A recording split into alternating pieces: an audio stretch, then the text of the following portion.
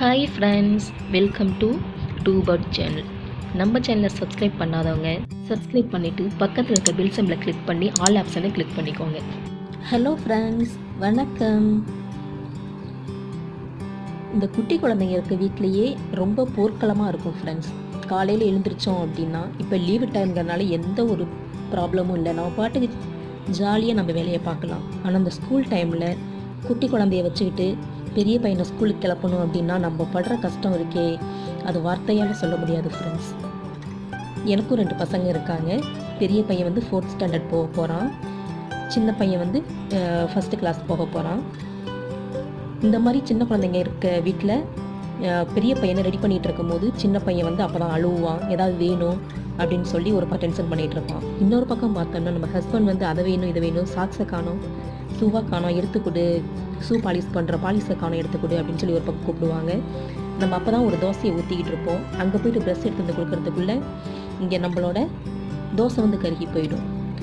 இப்படியெல்லாம் பல டென்ஷன்களோடு நம்ம காலை வேலையை முடிக்கிறதுக்குள்ளே நம்மளுக்கு ஒரு போர்க்களமே நடந்து முடிஞ்சிடும் ஃப்ரெண்ட்ஸ்.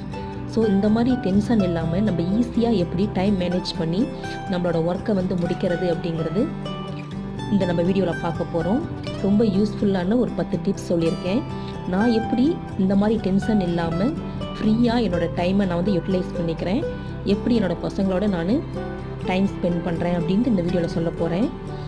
இந்த வீடியோ யாருக்காக அப்படின்னா, நம்மளோட சப்ஸ்கிரைபர் தான் ஒருத்தங்க கேட்டிருந்தாங்க. நான் இதுக்கு முன்னாடி ஒரு வீடியோ போஸ்ட் பண்ணியிருந்தேன், mother and son whisper challenge அப்படின்ட்டு. அந்த வீடியோ அந்த சிஸ் பார்த்துட்டு என்கிட்ட பர்சனலாக கேட்டாங்க, நீங்கள் எப்படி சிஸ்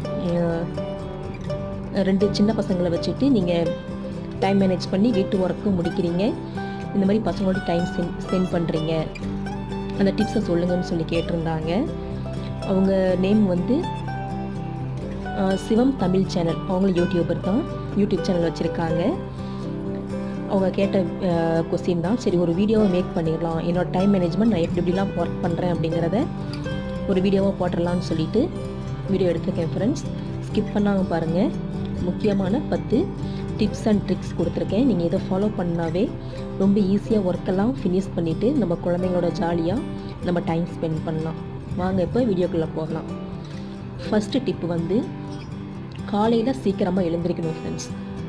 நம்ம இப்போ லீவ் டைமுங்கிறதுனால கொஞ்சம் தூங்குகிறோம், ரிலாக்ஸாக எழுந்திரிச்சு சமைக்கலாம். ஹஸ்பண்ட் 9 o'clock டியூட்டிக்கு போகிறாங்க அப்படின்னா 7 கூட தாராளமாக எழுந்திரிச்சு நம்ம செய்யலாம். இதே ஸ்கூல் டைம்னால் நான் காலையில் 5:30க்கெலாம் எழுந்திரிச்சிருவேன் ஃப்ரெண்ட்ஸ். 5:15 அலாரம் வைப்பேன். 5:15 அலாரம் அடிக்கும் போது உடனே எழுந்திரிச்சிட மாட்டேன். அப்படியே ஒரு 1/4 மணி நேரம் அப்படி இப்படி திரும்பி படுத்து 5:30க்கு திருப்பி அந்த அலாரத்தை செட் பண்ணிடுவேன். 5:30க்கு ஒரு டைம் அடிக்கும் போது நம்ம கண்டிப்பாக எழுந்திரிச்சே தான் ஆகணும், ஏன்னா பையன் வந்து ஸ்கூலுக்கு போகணும். ஸோ காலையில் நான் எப்படியுமே 5:30க்குள்ளே எழுந்திரிச்சிருவேன்.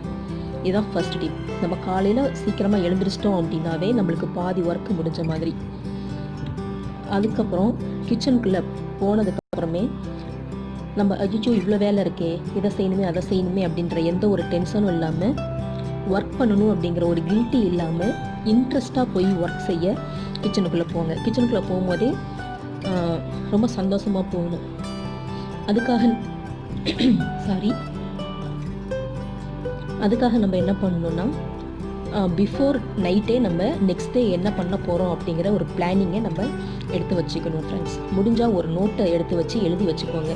நாளைக்கு காலையிலேருந்து நைட்டு வரல இதுதான் பண்ண போகிறோம் அப்படின்னு ஒரு நோட் பேட் மாதிரி நம்ம எடுத்து வச்சுட்டோம் அப்படின்னா, காலையில் எழுந்திரிக்கும் போது நம்மளுக்கு எந்த ஒரு டென்ஷனும் இல்லாமல் டக்குன்னு வேலையை முடிச்சிடலாம். முதல் நாள் நைட்டே அன்றைக்கி யூஸ் பண்ண பாத்திரத்தெல்லாம் கழுவி வச்சிட்டோம் அப்படின்னாவே அதுவே நம்மளுக்கு ஒரு முக்கால்வாசி வேலை கிச்சனில் முடிஞ்ச மாதிரி. பாத்திரம் இருந்துச்சுன்னா பையனோட பாக்ஸை காணோம், டம்ளரை காணோம், தோசை ஊற்றி வச்சுருப்போம், தோசை திருப்பியை காணோன்னு தேடிக்கிட்டு இருப்போம். ஸோ அந்த மாதிரிலாம் இல்லாமல் முதல் நாள் நைட்டே நம்ம பாத்திரத்தெல்லாம் தேய்ச்சி அந்தந்த இடத்துல எடுத்து வச்சிட்டோன்னா காலையில் கிச்சனுக்குள்ளே போகும்போதே கிச்சன் நல்லா ஃப்ரெஷ்ஷாக இருக்கும், நம்மளுக்கு தேவையான ஒர்க்கையும் ஈஸியாக முடிச்சிடலாம். ஃபஸ்ட்டு வந்து சீக்கிரமாக எழுந்திரிச்சிடணும். செகண்ட் டிப் வந்து இன்ட்ரெஸ்ட்டாக வேலை செய்கிறது கிச்சனுக்குள்ளே என்ட்ரு ஆகணும், கில்ட்டியாக ஃபீல் பண்ணக்கூடாது. 3rd point. 4th பாயிண்ட் வந்து ப்ரீ பிளானிங் பண்ணி வச்சிடணும். பிஃபோர் நைட்டே ப்ரீ பிளான் பண்ணிடணும். அதுக்கப்புறம் 5th பாயிண்ட் வந்து டைம் ஃபிக்ஸ் பண்ணிக்கோங்க. இந்த டைமுக்கு நம்ம இந்த ஒர்க்கை முடிச்சிடணும் அப்படின்னு சொல்லி டைமை ஃபிக்ஸ் பண்ணிவிட்டு குழந்தைங்கள்லாம் எழுந்திருக்கிறதுக்கு முன்னாடியே அந்த ஒர்க்கை நம்ம முடிச்சிடுற மாதிரி டைம் ஃபிக்ஸ் பண்ணி வச்சுக்கணும். நான் அப்படி தான் ஃப்ரெண்ட்ஸ் 10 மினிட்ஸில் இந்த டீ போட்டு முடிச்சிடணும், சட்னி வந்து அரைக்கிறதுக்கு ஒரு 5 to 7 மினிட்ஸில் சட்னி அரைச்சி முடிச்சிடணும் அப்படின்ட்டு ஒவ்வொன்றுக்குமே டைம் ஃபிக்ஸ் பண்ணிக்குவேன். இப்படி டைம் ஃபிக்ஸ் பண்ணும்போது நம்மளுக்கு என்ன ஆகும் அப்படின்னா, குழந்தைங்க எழுந்திருக்கிறதுக்கு முன்னாடியே நம்ம டக்குன்னு ஒர்க் முடிச்சிட்டோம் அப்படின்னா குழந்தைங்க எழுந்திரிச்சதுக்கப்புறம் அவங்களுக்கு கரெக்டாக அவங்க ஃப்ரெஷ் அப் ஆனதுக்கப்புறம் நம்ம டிஃபன் கொடுக்க கரெக்டாக இருக்கும். அதே மாதிரி each and every work 6th point வந்து ஈச் அண்ட் எவ்வரி ஒர்க்குக்கு ஒரு பிளான் போட்டுக்கோங்க. அதுக்கப்புறம் 7th பாயிண்ட் வந்து சின்ன சின்ன ஒர்க் பண்ணும்போது குழந்தைங்களையும் நம்ம கூட ஹெல்ப் பண்ண கூப்பிட்டுக்கணும். அது கேர்ள் பேபியாக இருந்தாலும் ஓகே, பாய் பேபியாக இருந்தாலும் ஓகே. எந்த குழந்தையாக இருந்தாலும் நீ இந்த ஒர்க்கை தான் செய்யணும். கேர்ள் பேபினா தான் கிச்சனுக்குள்ளே என்ட்ரு ஆகணும், பாய் பேபினா என்ட்ரு ஆகக்கூடாது அப்படின்னு எந்த ஒரு கண்டிஷனுமே இல்லை ஃப்ரெண்ட்ஸ்.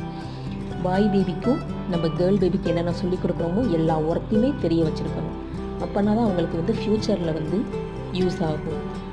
அதுக்காக அவங்க கிச்சனில் விட்டு எல்லாமே ஒர்க் பண்ணணும், சமைக்கணும், பாத்திரம் கழுவணும், எப்படி அந்த மாதிரி நான் சொல்லலை.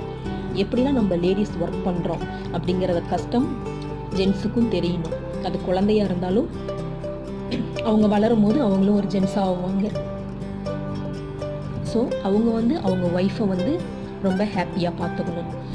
நம்ம சின்ன வயசுலேயே இந்த மாதிரிலாம் லேடிஸ்க்கு இவ்வளோ ஒர்க் இருக்குது இப்படி இருக்குன்னு நம்ம தெரியாமல் வளர்த்துட்டோம்னா அவங்களுக்கு நம்ம லேடிஸ் பண்ணுற ஒர்க்குக்கான ஒரு கஷ்டமே புரிஞ்சுக்க மாட்டாங்க.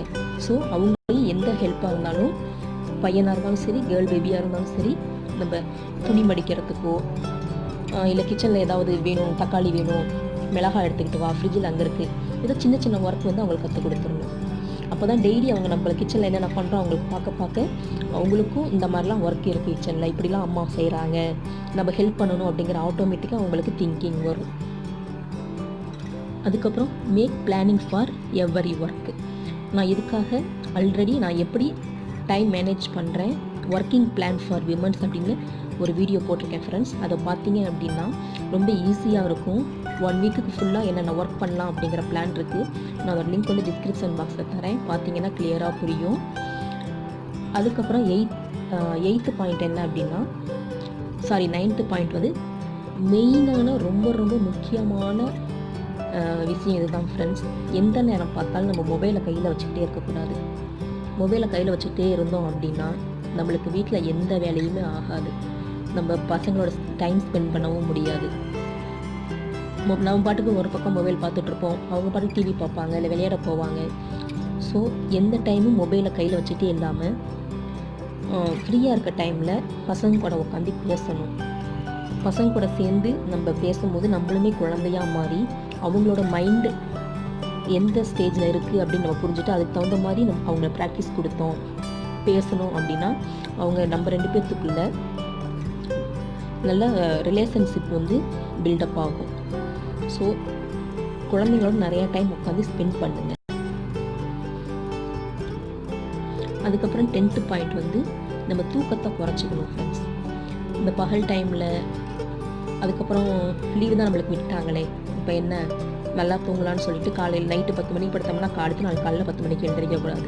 அது மாதிரி எழுந்திரிச்சோம் அப்படின்னா ஒரு வேலையுமே நடக்காது ஃப்ரெண்ட்ஸ் அன்னைக்கு. ஸோ முடிஞ்ச அளவுக்கு 6 மணிக்கு இல்லை 6:30க்காவது எழுந்திரிச்சிருங்க. லீவ் டைம்னாலும் எழுந்திரிச்சு அந்த 10 மணிக்குள்ளே எல்லா ஒர்க்கும் முடிஞ்சிடணும் அப்படின்னு ஒரு பிளானிங் போட்டுட்டீங்க அப்படின்னா 10 மணிக்கு எல்லா ஒர்க்கும் முடிஞ்சு நம்ம ஜாலியாக குழந்தைங்க கூட மீதி இருக்க ஃபுல் டே ஃபுல்லாக ஸ்பெண்ட் பண்ணலாம். இதுதான் ஃப்ரெண்ட்ஸ் நான் ஃபாலோ பண்ணுற டெய்லி ரொட்டீனாக இருக்கும். இதுதான் நான் ஃபாலோ பண்ணுற 10 டிப்ஸ். இது மாதிரி நீங்களும் ஃபாலோ பண்ணி பார்த்தீங்கன்னா ரொம்பவே ஈஸியாக ஒர்க்கை முடிச்சுட்டு நிறையா நேரம் ஹஸ்பண்ட் கூடயும் குழந்தைங்க கூடயும் டைம் ஸ்பெண்ட் பண்ணலாம். ஃபேமிலியில் இருக்க ப்ராப்ளத்தையும் நம்ம ஈஸியாக விரட்டிடலாம். நீ மொபைல் பார்த்துட்டே இருக்க, வீட்டில் பிள்ளைங்களை கவனிக்க மாட்டேங்கிற பிரச்சனைக்கான வழியே இங்கே இல்லை. Thank you friends. இந்த டிப்ஸ் எல்லாம் பிடிச்சிருந்தா ஃப்ரெண்ட்ஸுக்கு ஷேர் பண்ணுங்கள், கமெண்ட் பண்ணுங்கள், லைக் பண்ணுங்கள், சப்ஸ்கிரைப் பண்ணுங்கள். தேங்க்யூ.